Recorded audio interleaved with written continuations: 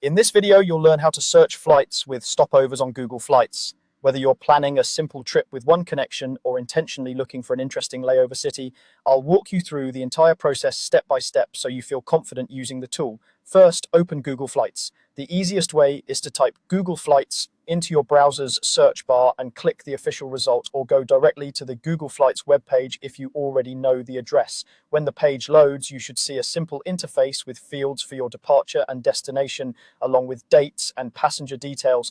Give it a moment to fully load, especially if it's your first time visiting, so all the filters and options appear correctly. Next, enter your route. Click into the departure box and type the city or airport you're leaving from.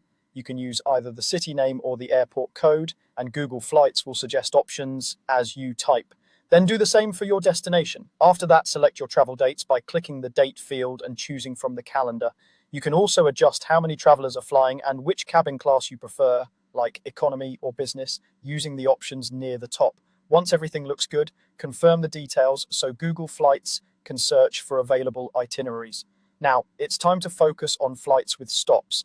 By default, Google Flights often shows you a mix of non-stop and connecting flights. To make sure you're seeing flights with stopovers, look for the filters that mention stops or number of stops, usually found near the top of the results. Click that filter and choose options that include one or more stops rather than non-stop only.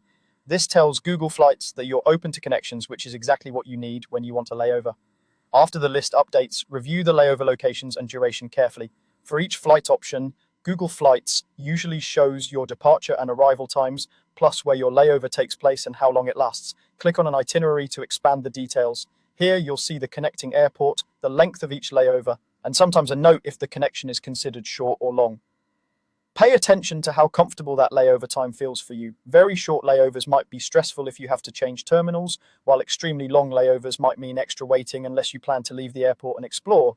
As you compare options, look at the overall travel time, the number of stops, and how the layover fits your plans. For example, you might prefer one longer layover in a city you like, instead of two short layovers in airports you'd rather avoid.